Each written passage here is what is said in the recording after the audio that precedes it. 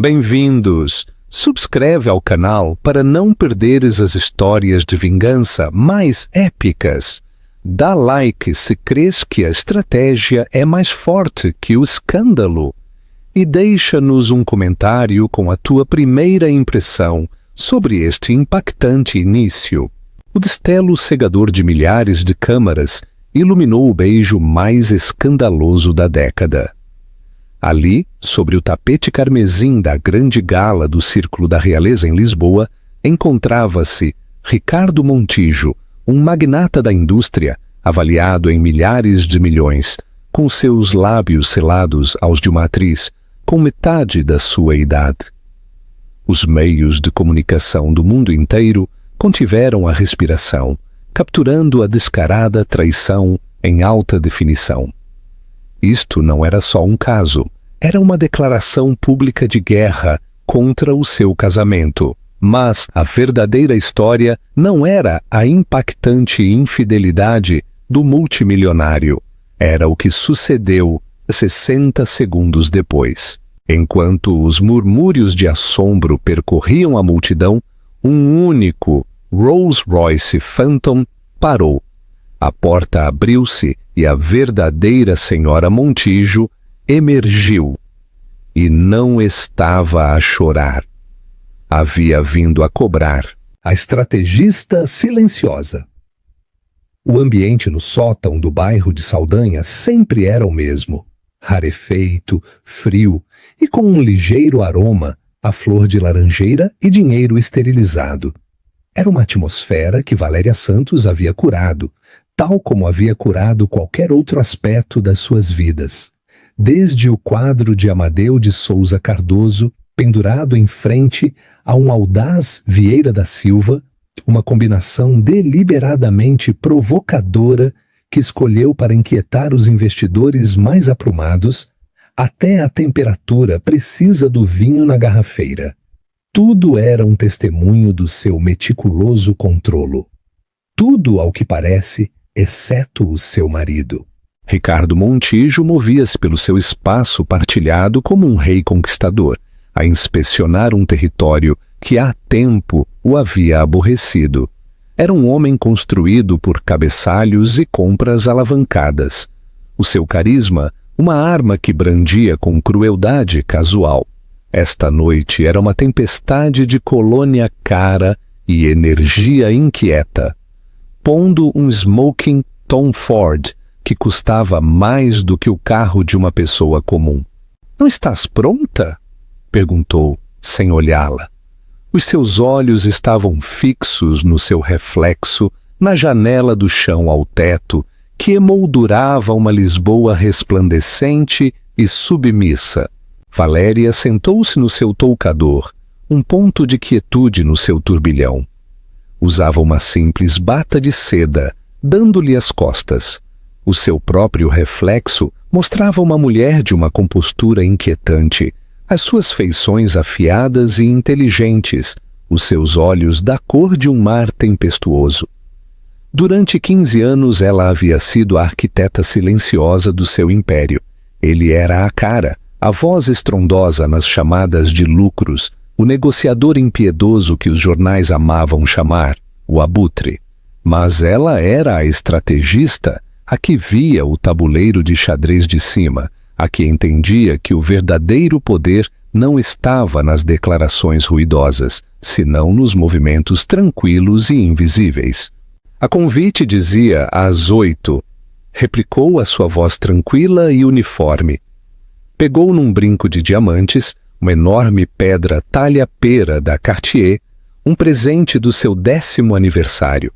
Uma oferenda de culpa. Ela soube nesse momento, por um caso que ele pensou que nunca descobriria. Ela as havia descoberto todas. "Adianto-me. Tenho que cumprimentar os membros da junta diretiva da aquisição da filial de Porto", disse, ajustando a gravata borboleta. Era uma mentira, uma trapaça. O negócio do Porto havia fechado na semana passada e os membros da junta já estavam de volta às suas casas. Ele ia encontrar-se com Carla Matos, um nome tão fabricado como o seu talento. Valéria tinha o expediente completo sobre a sua secretária no seu estúdio privado. Nascida Carmen Ribeiro, num povoado esquecido de Trás-os-Montes, havia chegado à capital com sonhos maiores do que a sua carteira de investimentos. Agora era a última e mais pública indulgência de Ricardo. Claro, disse Valéria sem que a sua voz traísse nada. Não o deixes deter-te. Ele parou na porta. Um flash de algo, aborrecimento, surpresa, cruzou o seu rosto. Havia esperado uma briga, ou lágrimas, ou pelo menos uma pergunta ferina. A falta disso pareceu desconcertá-lo mais do que qualquer acusação. Por um momento, olhou para a mulher no toucador, para esta estranha, bonita e plácida com a qual havia casado, e sentiu um puxão de inquietude. Sempre havia confundido o silêncio dela com submissão. Foi um cálculo errôneo, fatal. O carro voltará por ti em 30 minutos, afirmou o seu tom cortante, reafirmando seu controlo. Tenta parecer feliz, Valéria. É uma grande noite para a Fundação Montijo. A porta fechou-se com um clique, deixando um silêncio profundo ao seu passo. Valéria ficou a olhar para o seu reflexo durante 1 minuto completo. Lentamente, colocou o brinco de diamantes de novo na sua caixa de veludo. Era uma relíquia de um passado que estava prestes a incinerar. Esticou a mão para pegar noutro conjunto. Esmeraldas, verdes como veneno, verdes como dinheiro, verdes como a inveja que estava prestes a inspirar. O seu telefone zumbiu sobre o mármore do toucador. Um único mensagem de texto do seu investigador privado, um homem chamado Arthur Silva, um fantasma discreto que se movia pelos bastidores da cidade. Apegou. Estão a 10 minutos do círculo. Estás segura disto, Vi? Os dedos de Valéria dançaram sobre a tela, a sua resposta rápida e carente de emoção. A junta já está preparada, os poderes assinados. A sua arrogância é o detonador, Arthur. Que ele o premie. Pôs-se de pé, a bata de seda a amontoar-se aos seus pés. O que a esperava não era um vestido, senão uma armadura. Um vestido Schiaparelli feito à medida num carmesim chocante e visceral. Era a cor do sangue, a cor do poder, a cor de uma advertência. Esta noite não era uma gala de caridade para a Fundação Montijo. Era uma coroação, a sua coroação. E Ricardo acabava de enviar os convites. Ela havia sido paciente durante anos, recolhendo fios, a documentar indiscrições, a criar corporações fantasmas e a mover ativos com a precisão silenciosa de uma mestra tecelã. Não só havia construído uma rede de segurança para ela, havia tecido uma jaula para ele, dourada com a sua própria ganância e forrada com as suas traições.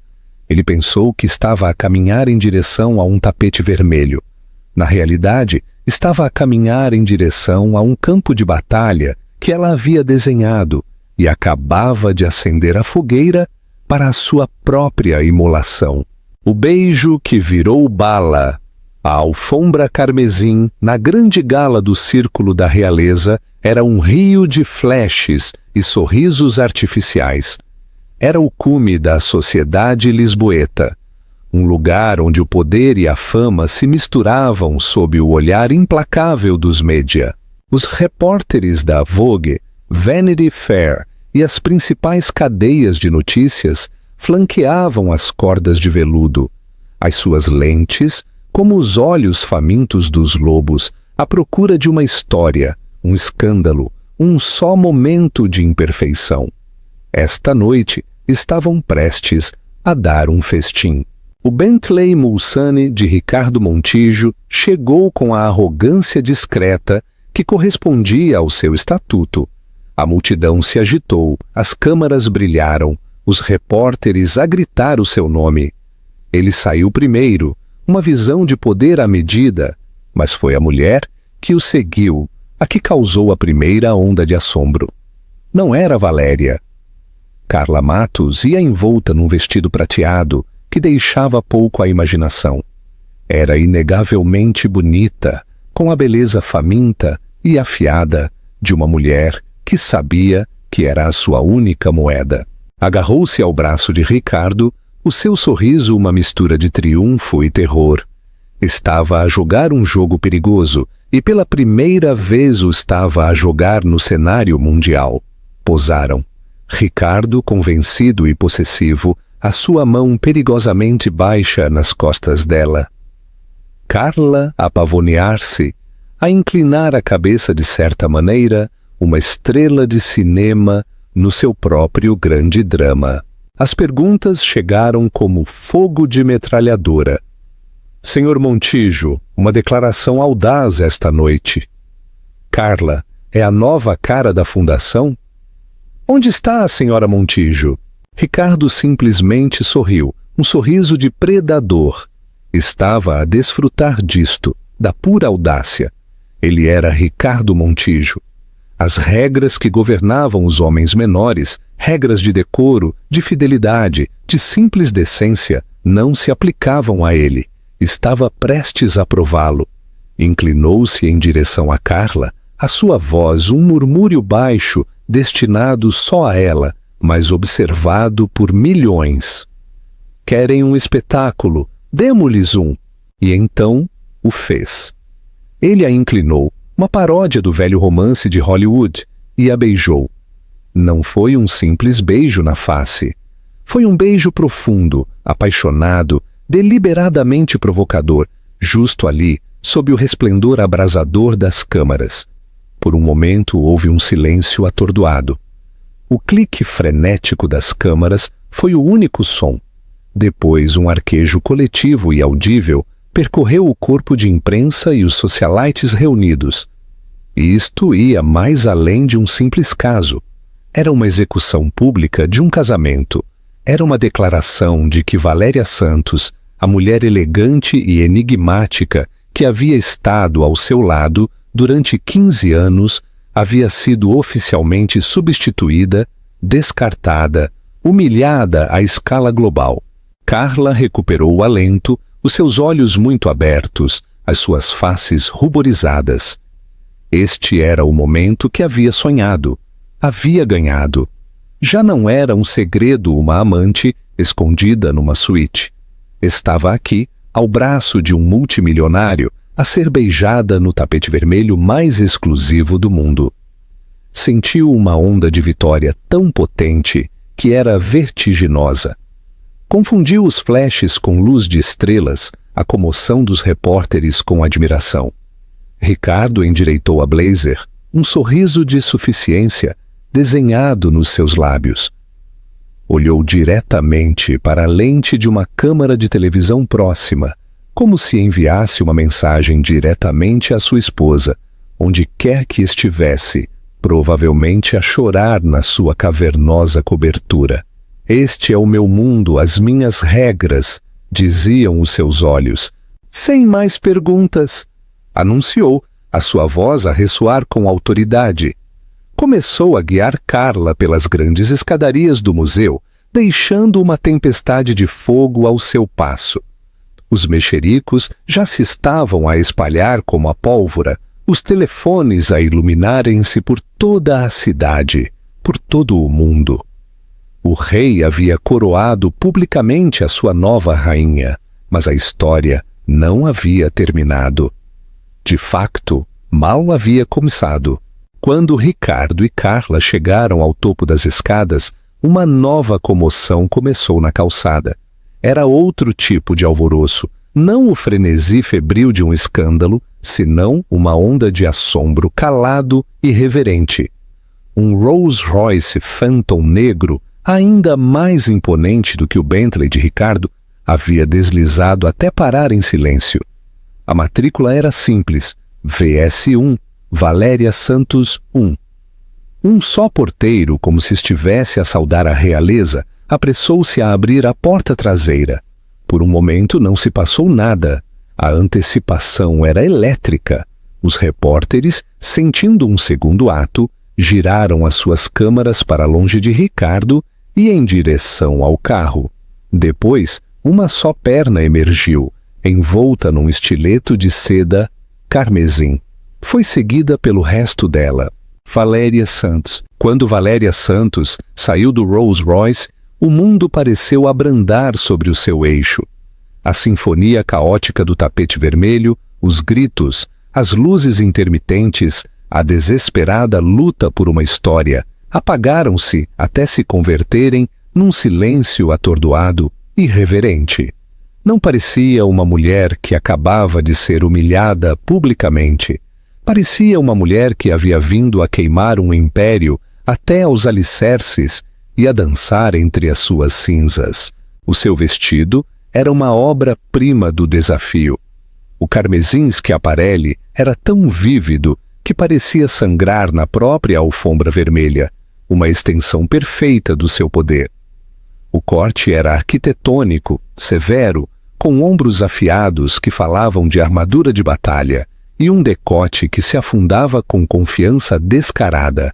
Ao redor do seu pescoço não havia um delicado colar de pérolas, senão um impressionante colar de esmeraldas e diamantes negros, de Bulgari, da coleção Serpente, uma serpente enrolada ao redor da sua garganta. Era uma declaração. Ela não era a vítima, era a víbora. O seu rosto era sereno, a sua expressão uma máscara de calma fria e impenetrável. O seu cabelo estava puxado para trás num coque severo, enfatizando as linhas afiadas e inteligentes do seu rosto. Não havia rastos de lágrimas ou vermelhidão nos seus olhos. O seu olhar varreu o corpo de imprensa atordoado, não com medo ou vergonha, senão com uma autoridade quase compassiva. Era o olhar de uma rainha a inspecionar uma multidão de bufões da corte. Não se apressou, não vacilou. Começou a caminhar sozinha ao longo do tapete, a sua postura perfeita, cada movimento deliberado e imbuído de uma graça que era quase aterrorizante no seu controlo. As câmaras, que haviam sido metralhadoras momentos antes, agora eram como os panorâmicos lentos de uma obra-prima cinematográfica. Já não tentavam captar um escândalo, tentavam capturar um ícone. No topo das escadas, Ricardo havia se detido, congelado. Virou-se, o seu rosto uma máscara de incredulidade. Havia esperado que ficasse em casa, que desabasse, que lhe ligasse a gritar. Não havia esperado esta magnífica desafio pública. Ao seu lado, o sorriso triunfante de Carla havia se evaporado, substituído por uma olhada de pânico total. O vestido prateado que havia parecido tão glamouroso, agora parecia barato e desesperado ao lado da armadura carmesim de Valéria. A estrela de cinema de repente parecia o que era, uma substituta, uma imitação barata que havia sido apanhada a brincar aos disfarces no castelo da rainha. Valéria chegou a meio do tapete e deteve-se. Virou-se, não em direção ao seu marido, senão em direção à câmara mais destacada, a que transmitia ao vivo para milhões. Um fantasma de um sorriso tocou os seus lábios.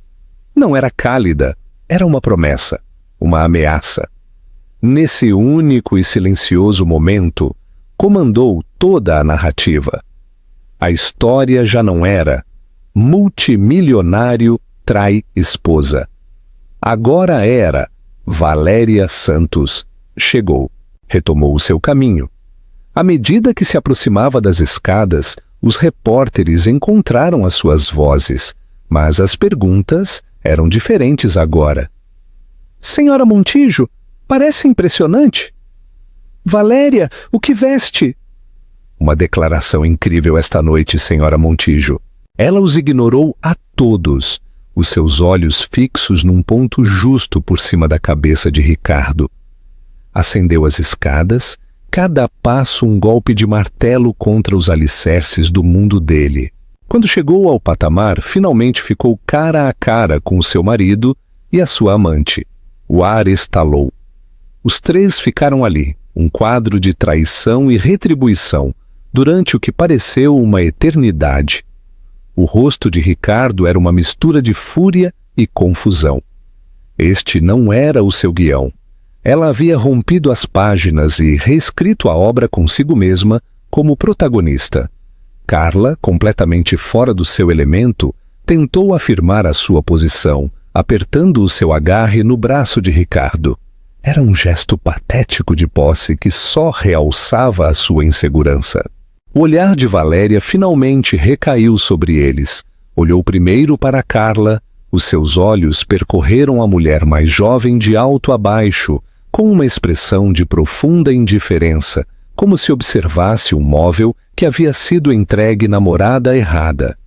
Não ofereceu ira, nem ciúmes, só um desprezo tão completo que era mais insultante do que qualquer insulto. Depois olhou para o seu marido. Não levantou a voz, não armou um cenário. Simplesmente se inclinou perto, a sua voz um sussurro sedoso que só ele podia escutar, embora o mundo observasse, a tentar decifrar o seu significado. «Desfruta da tua noite, Ricardo», murmurou, o seu hálito frio contra o ouvido dele. «É a última que terás como o homem que crês que és». Sem esperar uma resposta, endireitou-se, fez um ligeiro, quase imperceptível aceno ao diretor do museu, que esperava na porta, e passou junto a eles em direção à gala. Não olhou para trás. Deixou Ricardo Montijo parado nos degraus, a sua amante no seu braço, de repente parecendo não um rei com o seu prêmio, senão um tolo a quem acabavam de dar cheque-mate em frente ao mundo inteiro. Os repórteres ofegaram já não pelo beijo, senão pelo poder puro e inalterado da mulher, que acabava de se apossar de todo o evento. O desmantelamento do império. O interior do círculo da realeza havia se transformado num bosque resplandecente de cristal e luz de estrelas. O ar vibrava com as conversações do 1% mundial, um murmúrio de dinheiro e poder ambientado com a música de um quarteto de cordas. Mas esta noite só havia um tema de conversação. O drama que se havia desenrolado nos degraus exteriores os havia seguido, agarrando-se à atmosfera como o perfume caro nos pulsos dos convidados. Valéria se moveu pela gala, não como uma pária, senão como um general conquistador. As cabeças giraram ao seu passo, as conversações se interromperam. Os sussurros iniciais de pena pela pobre esposa enganada haviam sido completamente silenciados pela sua chegada. Foram substituídos por sussurros de assombro, de medo, de intensa especulação. Uma mulher que podia enfrentar esse nível de traição pública com tal compostura régia não era uma mulher com a qual se devia brincar. Ricardo e Carla entraram momentos depois. O ambiente a mudar ao seu redor como limalhas de ferro a um ímã. Ricardo, acostumado a ser o centro da atenção admiradora, encontrou-se sujeito a olhares furtivos e de julgamento. Os seus aliados na indústria, homens que normalmente se teriam apressado a apertar-lhe a mão, de repente acharam fascinantes as suas taças de champanhe. As mulheres, as esposas dos seus pares, olharam para Carla com desprezo dissimulado antes de se virarem para dar a Valéria súbitos acenos de aprovação.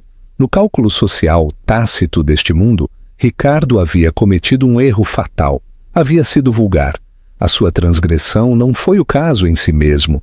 Essas eram suficientemente comuns como para serem aborrecidas, senão a natureza grosseira e pública dela. Havia criado um espetáculo e, ao fazê-lo, havia mostrado uma profunda falta de classe. Valéria, entretanto, estava a fazer de anfitriã. Dirigiu-se a um grupo das figuras mais poderosas da cidade. Héctor Santos, o grisalho presidente de um banco de investimento rival. Dona Helena de Matos, a antiga matriarca de uma dinastia da moda e principal benfeitora da gala, e o juiz Figueiredo, um juiz federal cuja influência se sentia desde o mundo das finanças até ao governo. "Valéria, querida!" disse Dona Helena, a sua voz como cascalho e diamantes, pegando nas mãos de Valéria.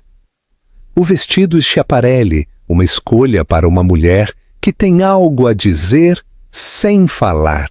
Valéria sorriu calorosamente, um sorriso genuíno que chegava aos seus olhos. "Pensei que esta noite requeria um pouco de cor, Helena." Héctor Santos, um homem que havia sido rival de negócios de Ricardo durante 2 décadas, levantou uma sobrancelha cética. "Montijo está a armar um espetáculo de si mesmo.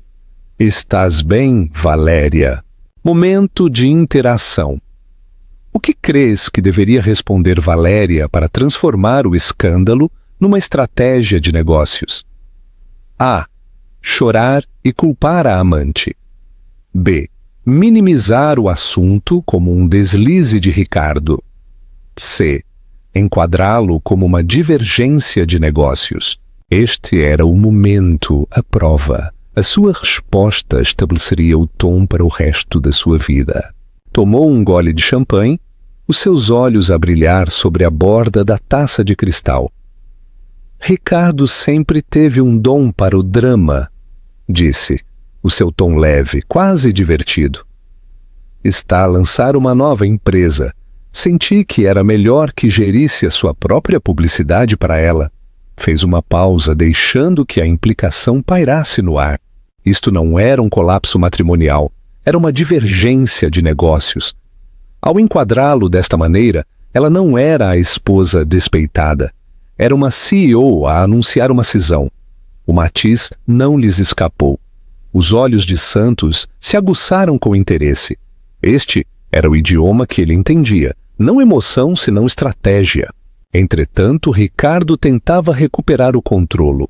Arrastou Carla em direção a um grupo dos membros da sua junta diretiva, um sorriso forçado colado ao seu rosto. "Cavalheiros, uma noite maravilhosa." Os homens, a maioria deles de uns 60 e poucos anos, olharam de Ricardo para a estrela de cinema meio vestida no seu braço e depois para o outro lado da sala, para a visão de elegância que era a sua esposa, que agora ria com um juiz federal. Trocaram olhares incômodos. "Ricardo", disse um conservador chamado Roberto Martins. "Que entrada! Precisavas de agitar as coisas", fanfarroneou Ricardo, dando-lhe uma palmada nas costas. Mas a bravata soou oca. Estava a perder a sala, e ele o sabia. Carla, sentindo o arrepio, encolheu-se. A fantasia estava-se a converter numa pesadelo. Ela havia imaginado ser bem-vinda neste mundo, elogiada e admirada. Em troca, olhavam-na como a uma espécie invasora. A mente de Valéria era um turbilhão de cálculos, mas na superfície era o epítome da graça. Recordou uma noite, 6 meses antes, que havia selado o destino de Ricardo.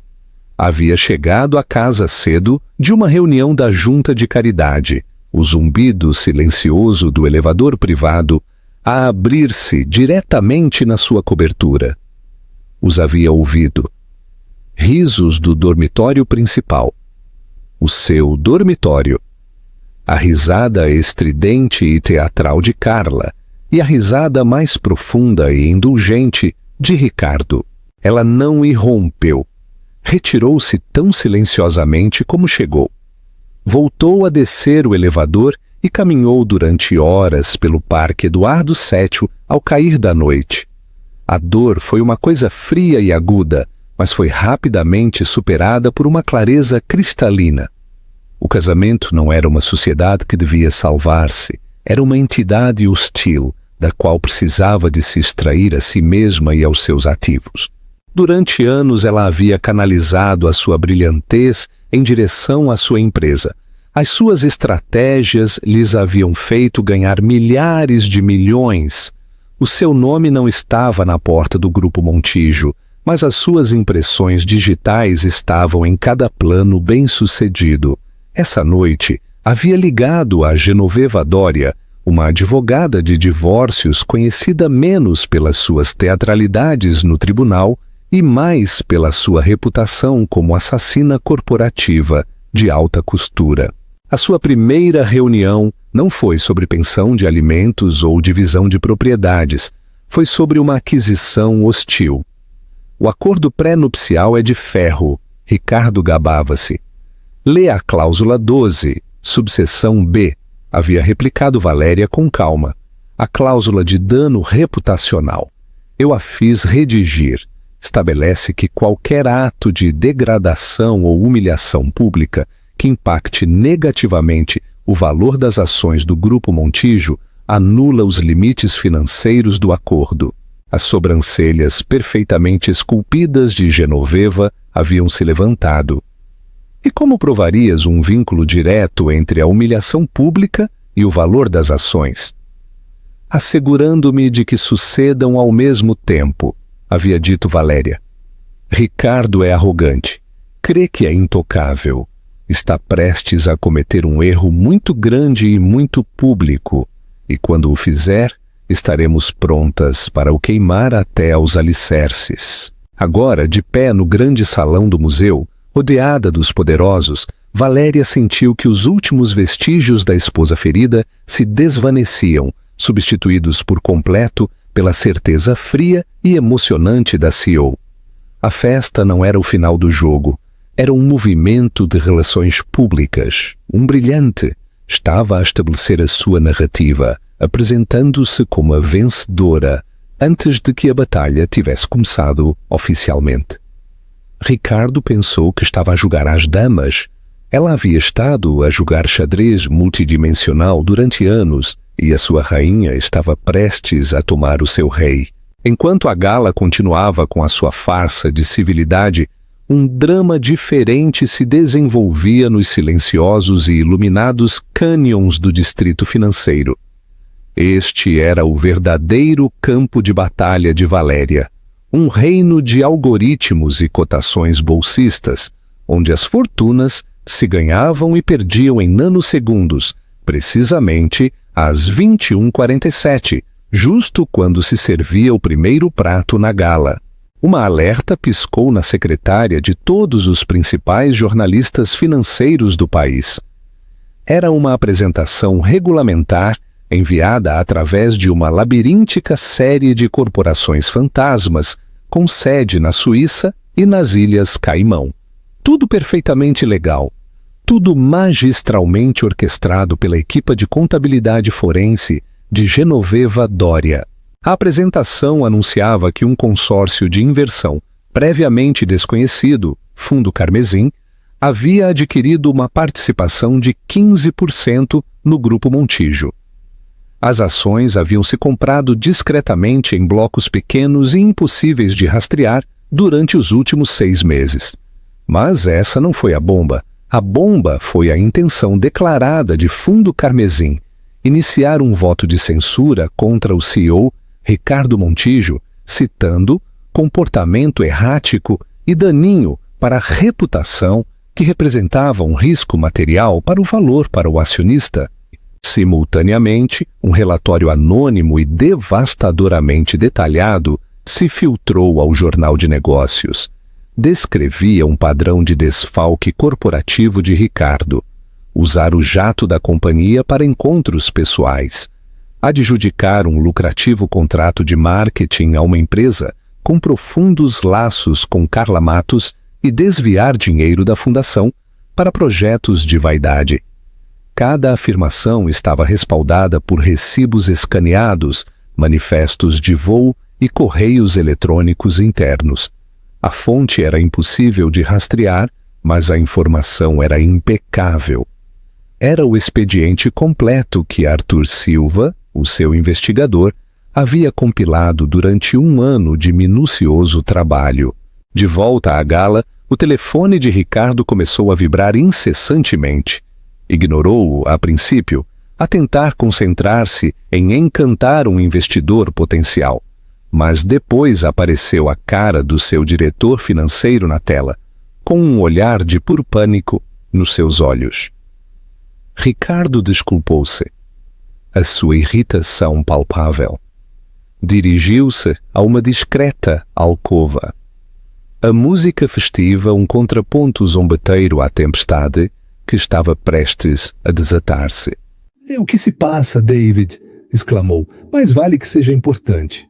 Ricardo viste as notícias. A voz de David era tensa. O jornal de negócios acaba de publicar uma história. É má.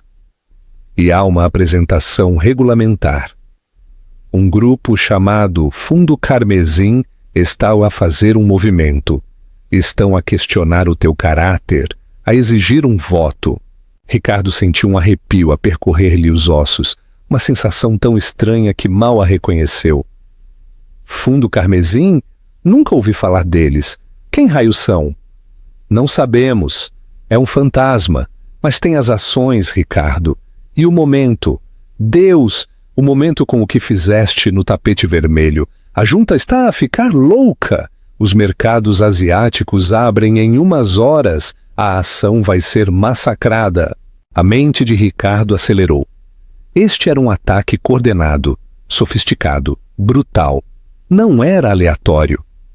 Os seus olhos varreram a sala abarrotada, à procura, e depois pousaram nela. Valéria estava de pé junto à grande vitrine do busto de Luís Vaz de Camões, a falar com Héctor Santos. Ela o olhou, a sua expressão indecifrável, e depois levantou a sua taça de champanhe num brinde silencioso e zombeteiro. Carmesim. O cor do seu vestido. O sangue drenou do seu rosto. Era ela. Tinha que ser ela. Mas como? Ela não tinha esse tipo de capital, esse tipo de astúcia. Ele sempre a havia visto como um acessório, um elemento bonito e inteligente na sua vida, mas, em última análise, uma dependente. A ideia de que ela pudesse orquestrar uma incursão corporativa desta magnitude era impensável. Começou a caminhar em direção a ela, a empurrar a gente para um lado, a sua máscara de charme arrancada para revelar a fúria crua que havia por baixo. Carla, a vê-lo carregar pela sala, tentou segui-lo, a gritar o seu nome. Mas agora ela era só parte da esteira da sua destruição. Acurralou Valéria contra a fria pedra da vitrine do antigo busto. Tu, sibilou a sua voz baixa e venenosa. Isto és tu, Fundo Carmesim. Como é que fizeste isto? Valéria não se imutou. Tomou um gole final e delicado do seu champanhe e colocou a taça vazia na bandeja de um empregado que passava. Olhou-o diretamente aos seus olhos, o seu olhar tão frio e duro como as esmeraldas na sua garganta. Enganas-te, Ricardo, disse a sua voz perigosamente tranquila. Eu não fiz isto, tu o fizeste. Simplesmente não estavas a prestar atenção. O dinheiro, Valéria? De onde tiraste o dinheiro para as ações? Exigiu agarrando-lhe o braço. Héctor Santos se adiantou. Montijo, sugiro que tires as mãos de cima dela. Ricardo mal o registou. O seu mundo estava a inclinar-se, o chão a ceder debaixo dele. Valéria olhou a sua mão no seu braço com nojo e depois de volta para o seu rosto. Durante 15 anos, cada estratégia de inversão, cada previsão de mercado, cada aquisição bem-sucedida de Grupo Montijo proveio da minha investigação, da minha análise. Enquanto levavas o crédito, eu estava a cobrar uma comissão, uma tarifa de consultoria muito pequena, estipulada legalmente, que se canalizava para um fundo fiduciário privado. Uma cláusula que foste demasiado arrogante para ler alguma vez na montanha de papelada que preparei para ti. Soltou o braço. Não comprei a tua empresa com o teu dinheiro, querido. Comprei-a com o meu salário. E agora? Acrescentou, um sorriso arrepiante adornando os seus lábios. Graças à tua pequena atuação desta noite, ativou-se a cláusula 12, subseção B, do nosso acordo pré-nupcial. A cláusula de dano reputacional. O limite do meu acordo de divórcio agora desapareceu. A tua fortuna pessoal é a seguinte: a queda final. As consequências foram imediatas e catastróficas. Quando o sol saiu sobre Lisboa, o nome Ricardo Montijo já não era sinônimo de poder, senão de escândalo e colapso espetacular. Os mercados asiáticos abriram primeiro e foi uma carnificina. As ações de Grupo Montijo desmoronaram 40% na primeira hora de negociação. O condenatório artigo do Jornal de Negócios havia se estendido a nível mundial e os investidores estavam em pânico. A história do seu caso agora era só uma nota de rodapé colorida para a narrativa real. Um CEO cuja imprudência e mau juízo haviam tornado a empresa vulnerável a uma aquisição hostil. O seu beijo público não só havia humilhado a sua esposa, havia custado milhares de milhões aos seus acionistas. Ricardo passou a noite no seu escritório, uma prisão moderna de cristal e aço com vistas para a cidade que já não se sentia como o seu reino. Era um animal enjaulado, a rugir por telefone a advogados, banqueiros e membros da junta, mas as suas vozes eram distantes, cautelosas. A lealdade que havia comandado através do medo e da riqueza estava-se a evaporar. Já não era um vencedor, e no seu mundo não havia lugar para os perdedores. Ele tentou contra-atacar, emitiu um comunicado de imprensa a negar as acusações, classificando-as de um ataque sem fundamento por parte de um assaltante corporativo sombrio. Mas foi inútil. A evidência era demasiado específica, demasiado condenatória. O público, alimentado pelo delicioso drama da gala, já o havia escolhido como o vilão. Os canais de notícias retransmitiram o clipe do beijo, seguido pelas imagens da magnífica chegada de Valéria, criando uma narrativa perfeita e irresistível de um rei caído e uma rainha em ascenso. Carla Matos se converteu numa vítima da guerra. A sua agente a despediu.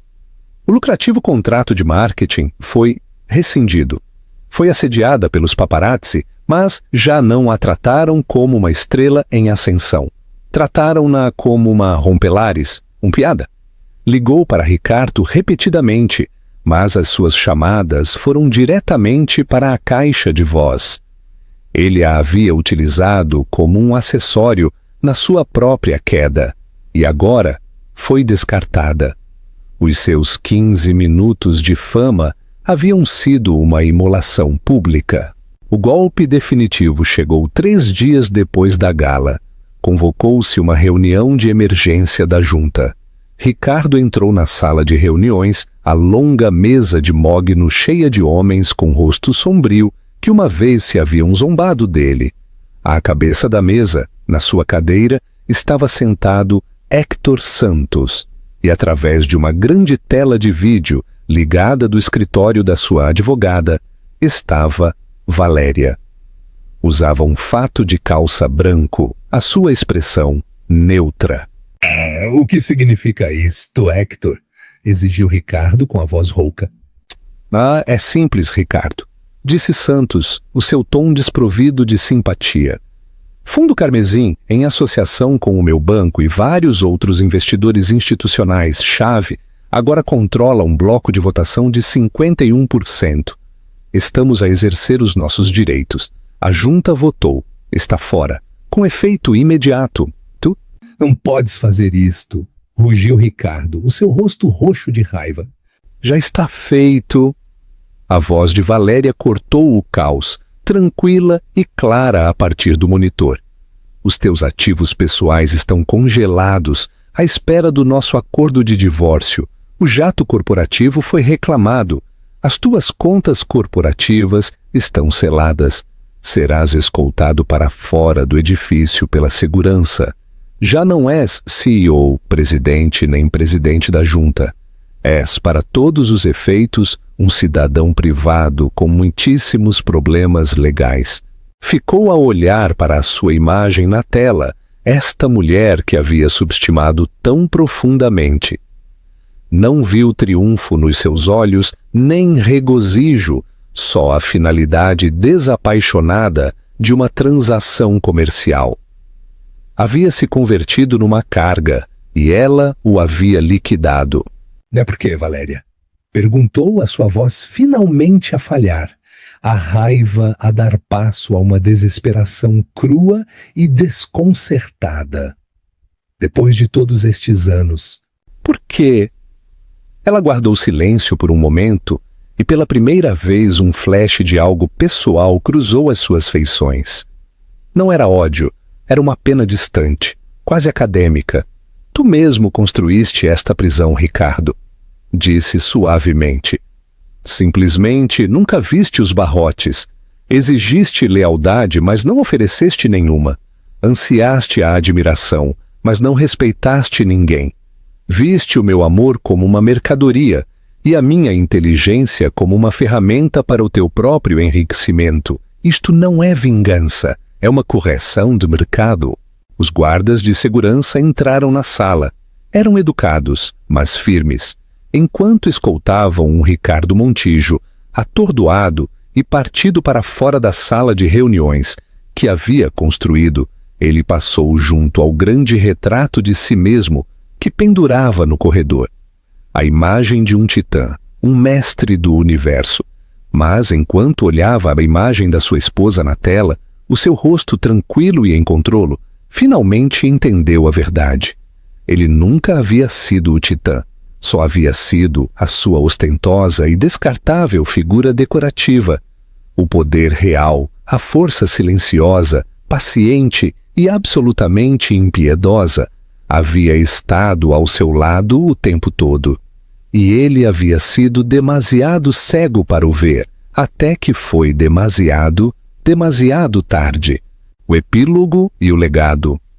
6 meses depois, o nome Grupo Montijo havia sido apagado do monólito de cristal e aço no centro de Lisboa. Em seu lugar, gravado com letras elegantes e formidáveis, havia um novo nome, Grupo Carmesim. A transição havia sido rápida e brutal. Valéria, a atuar como a principal acionista do novo interesse de controlo, não pegou no título de CEO para si mesma. Isso teria sido demasiado previsível, demasiado parecido com a própria vaidade de Ricardo. Em troca, havia instalado um respeitado veterano da indústria para gerir as operações diárias, enquanto ela assumia o papel de presidente executiva do conselho. O seu poder era absoluto, mas era tranquilo, estratégico, tal como sempre o havia sido. A imprensa, que havia estado obcecada com os detalhes salazes do divórcio, rapidamente mudou o seu enfoque. Agora estavam fascinados pela mulher brilhante que havia superado um dos homens mais temidos da Bolsa de Lisboa. Forbes publicou uma história de capa intitulada A Arquiteta, como Valéria Santa Cruz construiu e reclamou o seu império. Ela havia voltado a usar o seu apelido de solteira, um apelido sinônimo de antiga perspicácia financeira, cortando o último vínculo com a sua vida passada.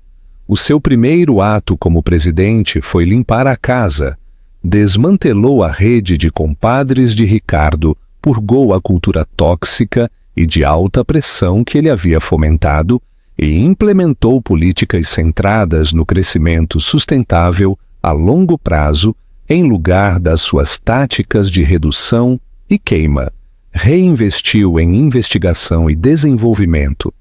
Estabeleceu uma fundação filantrópica genuína que fez mais do que só organizar festas e promoveu várias mulheres brilhantes dentro da empresa que Ricardo havia passado por alto constantemente.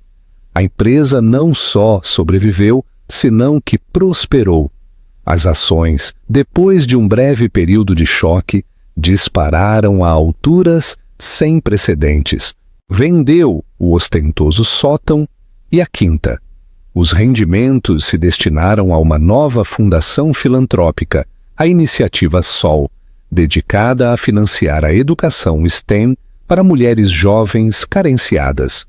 Não lhe interessavam os luxos do império de Ricardo. Estava ocupada a construir o seu próprio, fundado no mérito e na inovação, não na arrogância e na aquisição. A sua oficina não era a antiga de Ricardo. Havia redesenhado todo o andar, espaços abertos, linhas limpas e paredes vivas de plantas verdes. Era um espaço para pensar, para criar. Uma noite, meses depois da aquisição, o Sr. Dias a encontrou de pé, junto à enorme janela, a contemplar o extenso tapete de luzes da cidade. "Estás feliz, Valéria?" perguntou uma das poucas pessoas que podia fazer-lhe uma pergunta tão direta. Valéria o considerou por um momento, o seu reflexo, uma silhueta tênue contra o brilhante horizonte. "Feliz é uma palavra complicada", respondeu, a sua voz mais suave que na sala de reuniões. "Não fiz isto por felicidade, fiz isto por equilíbrio. Durante 10 anos deixei-me definir por outra pessoa. Fiz-me pequena para caber no mundo dele. Não sou pequena, Dias, e nunca voltarei a fazer-me pequena." Afastou-se da janela, uma pequena e genuína sorriso finalmente a surgir nos seus lábios. Não era a sorriso praticada e cortês da esposa do multimilionário, senão a sorriso segura e autêntica de uma mulher que era completamente dona de si mesma. "Tenho o meu trabalho", disse. "Tenho o meu propósito. Recuperei o meu nome. E isso." Concluiu a olhar a cidade que agora era sua para conquistar. É mais do que suficiente. Já não era a esposa, nem sequer era Sol. O mito era simplesmente Valéria, uma arquiteta do seu próprio destino, uma mulher que havia atravessado o fogo da humilhação pública e havia emergido não como vítima, senão como a dona de um novo império. Um ano é toda uma vida numa cidade que nunca dorme. Para Valéria Santa Cruz, os últimos 12 meses haviam sido um período de reconstrução implacável e disciplinada. O nome Ricardo Montijo era agora uma nota histórica de rodapé, um caso de estudo ensinado em escolas de negócios sobre os perigos da soberba.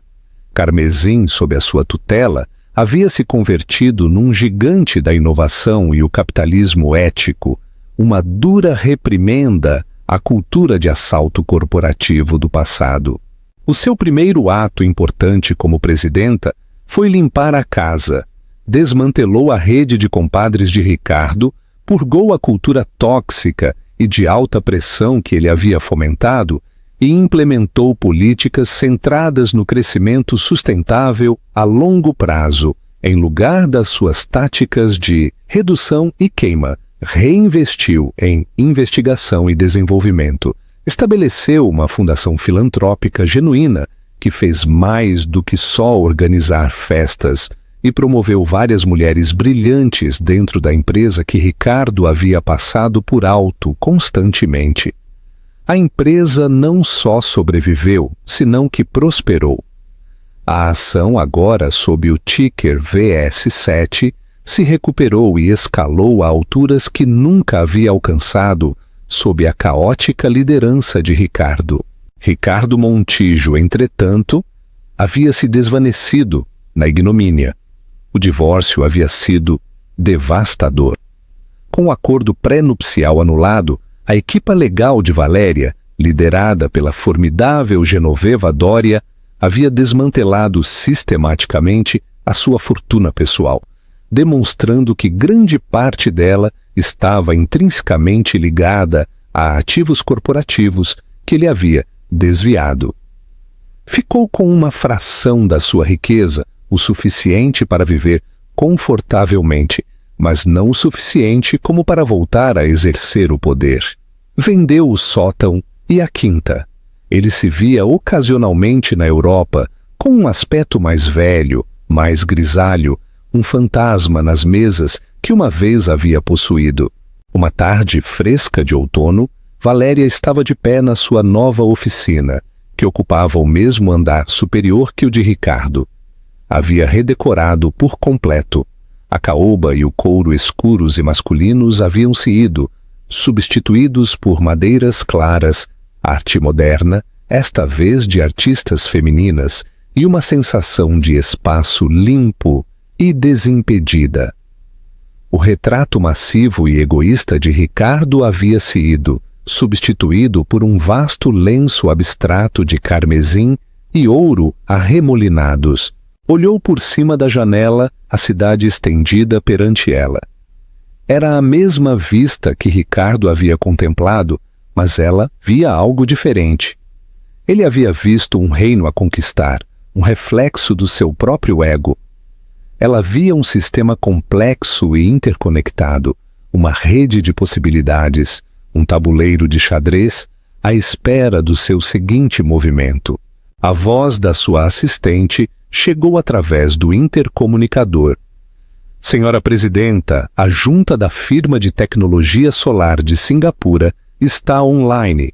Estão prontos para discutir a sua oferta de aquisição. Uma pequena sorriso tocou os lábios de Valéria.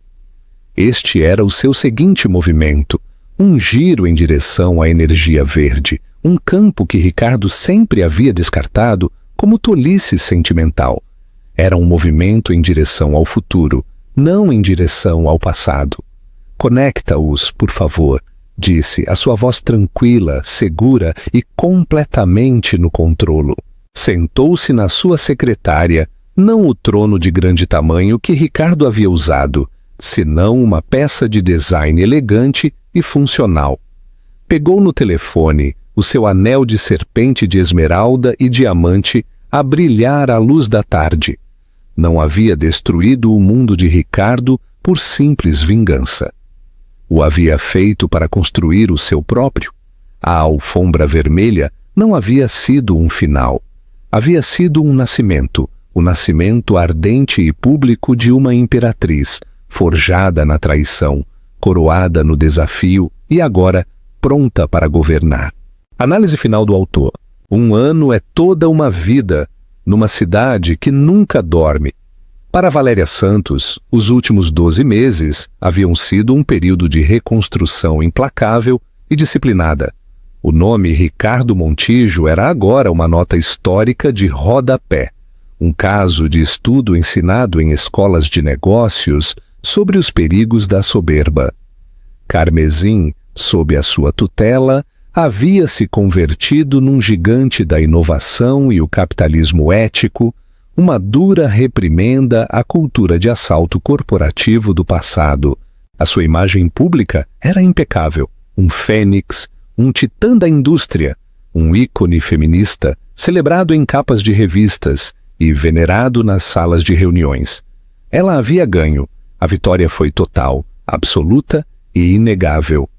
E, no entanto, havia momentos, frequentemente na profunda quietude da noite, nos quais se parava na sua nova cobertura. Uma maravilha de arquitetura minimalista, com vistas para o Parque Eduardo VII. Tudo linhas limpas e mármore frio. E sentia o silêncio profundo. Era um silêncio diferente do que havia partilhado com Ricardo. Aquele havia sido um silêncio denso, com ressentimentos tácitos e traições iminentes. Este era um novo tipo de calma, o silêncio do cume. O ar era fino lá em cima e ela estava completa, absolutamente sozinha. Tinha pessoal, uma junta, um séquito de admiradores, mas não confidentes. O poder, havia descoberto, era o isolamento mais efetivo do mundo. Foi numa tarde de terça-feira, enquanto a luz do outono projetava longas sombras através da sua extensa oficina, quando o passado enviou um mensageiro. A sua assistente executiva, uma jovem ferozmente competente chamada Clara, a chamou pelo intercomunicador. A sua voz, tingida de uma incerteza invulgar. Senhora Presidenta, começou Clara. Peço desculpas pela interrupção. Há uma mulher no vestíbulo. Não tem hora marcada, mas recusa-se a ir embora. Diz que esperará o dia todo, se for necessário. Deu o nome de Carmo Ribeiro. Valéria congelou, os seus dedos a flutuarem sobre um tablet que mostrava projeções trimestrais. Carmo Ribeiro. O verdadeiro nome. O nome de Trás os Montes. Um fantasma com um vestido barato a fazer soar as correntes de uma vida que Valéria havia demolido meticulosamente. O seu primeiro instinto foi uma negação fria e rápida. Que a segurança a retire. Era um movimento eficiente, lógico, um assunto pendente de uma transação comercial anterior, agora irrelevante. Mas não o disse. Uma lasca de algo que não podia nomear de imediato, talvez curiosidade ou a aversão inata da estrategista a uma variável não resolvida, a deteve. O que poderia querer esta mulher? O dinheiro havia se ido, o homem havia se ido, a vida que havia cobiçado era um monte de cinzas. Que suba, Clara, disse Valéria, sem que a sua voz traísse a repentina turbulência na sua mente. Assegura-te de que não se nos incomoda durante os próximos 30 minutos. Uns momentos depois, a pesada porta de carvalho da sua oficina abriu-se com um estrondo. A mulher que entrou era quase irreconhecível. O cabelo loiro descarado agora era um castanho natural, cortado num bob simples e sem estilo. A ambição predadora nos seus olhos havia sido substituída por um esgotamento profundo e cansado. Usava um casaco cinzento liso e jeans. A última vez que Valéria a havia visto, havia estado a pingar diamantes emprestados e desespero no braço de um multimilionário. Agora simplesmente parecia uma mulher que havia tido uma queda longa e dura de volta à terra. Senhora Montijo, a senhorita Santos corrigiu-se. Obrigada por me receber. Não quero dinheiro. Só precisava perguntar-lhe algo.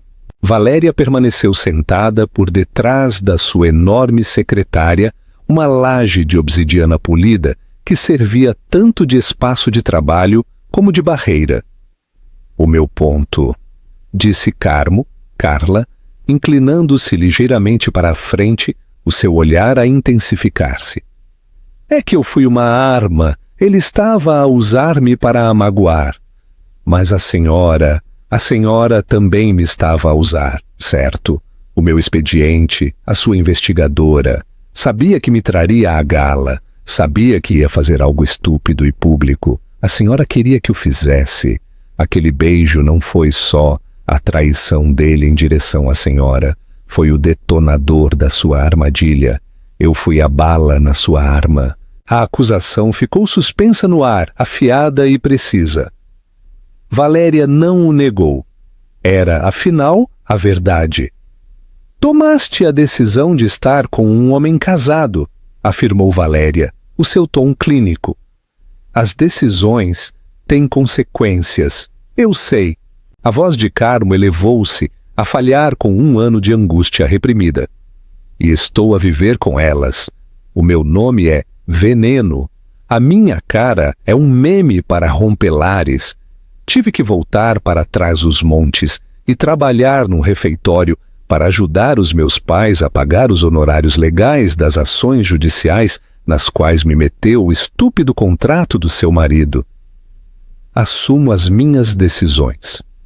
Mas a senhora senta-se aqui, no seu palácio no céu, e finge que tudo isto foi só uma correção de mercado limpa. Mas não foi, certo? Foi pessoal. Ele lhe partiu o coração, e a senhora partiu o mundo dele, e o meu com ele. Pela primeira vez, Valéria sentiu uma fissura genuína na sua armadura. Havia pensado em Carmo como um obstáculo, uma variável, uma ferramenta. Nunca havia considerado realmente o custo humano para a mulher que havia sido a cara pública do escândalo. Carmo pareceu sentir a mudança. Recostou-se, o seu breve arroubo de ira esgotado, deixando só o cansaço. As suas seguintes palavras não foram uma acusação, senão uma pergunta genuína e esgotadora para a alma. Tenho que saber, disse, a sua voz caindo a um sussurro. Valeu a pena? Tudo isto? Assinalou vagamente a opulenta oficina, o horizonte da cidade, o império aos pés de Valéria. Arranjou o que ele partiu em si? É feliz agora? A pergunta atravessou Valéria com uma força inesperada. És feliz? Era uma pergunta tão simples. No entanto, ninguém se havia atrevido a fazê-la em 1 ano. Perguntavam-lhe pelas suas projeções, as suas estratégias, as suas aquisições. Não lhe perguntavam pelo seu coração. Olhou para lá de Carmo em direção à vasta janela para o panorama da sua vitória. Tinha poder, respeito, liberdade e mais riqueza do que jamais poderia gastar. Havia se vingado com uma brilhantez da qual se falaria durante gerações. Tinha tudo pelo que havia lutado, mas feliz. A felicidade era uma calidez, uma conexão, uma sensação tranquila de paz. A sua vida era uma maravilha da engenharia, uma máquina perfeitamente funcional e com clima controlado. Não era cálida, as suas conexões eram transacionais e paz. A paz era uma margem distante à qual ainda não havia chegado. A vigilância nunca terminava. O recordação da traição, embora vingado, havia deixado um fragmento permanente de gelo na sua alma. Havia ganhado a guerra, mas havia se convertido numa criatura dela, a examinar para sempre o horizonte à procura da próxima ameaça. Finalmente virou o seu olhar em direção a Carmo Ribeiro, em direção a outra mulher que ele havia quebrado. Não viu uma rival, senão um reflexo num espelho deformado, uma versão mais jovem e mais ingênua de uma mulher que uma vez também havia acreditado nas promessas de Ricardo Montijo. Não, disse Valéria. A única palavra lhe custou mais do que qualquer trato de milhares de milhões de euros. A sua voz era tranquila, despojada da sua autoridade habitual, deixando só uma honestidade crua. Não é uma cura para a ferida. A vitória está na sobrevivência, senhorita Ribeiro, não no espólio. Levantou-se e caminhou em direção a uma secretária pessoal mais pequena no canto da sala. Escreveu algo numa folha da sua papelaria pessoal, dobrou-a e a deslizou para um envelope. Voltou e o entregou a Carmo. Este é o nome de uma mulher que dirige uma organização sem fins lucrativos, em Faro, que ajuda as mulheres a iniciar novos negócios. Também há um cheque de caixa que cobrirá os honorários legais dos teus pais e a tua recolocação. Não é um pedido de desculpas. É, como disseste, uma consequência. Foste um dano colateral numa guerra que não entendeste. Estou a corrigir o balanço. A tua associação com Ricardo Montijo terminou. A tua associação comigo concluiu agora. O que faças a seguir é inteiramente teu. Carmo se pôs de pé, apertando o envelope, e por um momento as duas mulheres simplesmente se olharam através da vasta extensão da oficina. Não eram amigas, nem inimigas, nem rivais. Eram duas sobreviventes do mesmo naufrágio, de pé em margens opostas. Depois que Carmo se foi, Valéria caminhou em direção à janela. O sol estava a começar a pôr-se, a pintar o céu com traços de fogo de carmesim e ouro, as cores da sua marca, da sua pintura de vitória. Mas pela primeira vez, os cores não se sentiram como triunfo, sentiram-se como uma advertência, um eco.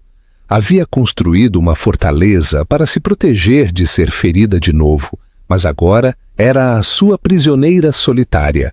Havia dominado o mundo das finanças, da estratégia, do poder, Mas o território tranquilo e inexplorado do seu próprio coração seguia sendo um deserto. A batalha se ganhou, mas estava a começar a compreender que a busca da paz era uma guerra travada completamente pela sua conta. E acabava de começar. Abadebuarra. E assim, o reinado de Ricardo Montijo terminou, não com uma explosão, senão com um clique tranquilo e decisivo da porta de uma sala de reuniões. Valéria Santos demonstrou que o movimento mais poderoso não é sempre o mais ruidoso. Às vezes, é o que ninguém vê vir até que é demasiado tarde. Ela não só sobreviveu a uma humilhação pública, a converteu numa arma, transformando um momento de profunda traição na maior influência da sua vida. Isto não foi só um divórcio, foi uma aquisição hostil do seu próprio destino, chamada a ação final. Análise final do autor. Graças. O que pensas? O plano de Valéria foi um golpe de gênio ou uma obra-prima de vingança fria? Pôde Ricardo Montijo tê-lo visto vir? Se te encantam as histórias de regressos épicos, estratégia brilhante e ver como o poder muda da maneira mais dramática possível, então demonstra o teu apreço dando ao botão gosto. Partilha este vídeo com qualquer um que saiba que a verdadeira força frequentemente trabalha em silêncio. E o mais importante, subscreve ao nosso canal para mais histórias onde o jogo se joga pelas apostas mais altas. Deixa-nos saber nos comentários abaixo qual foi o movimento mais poderoso que fez Valéria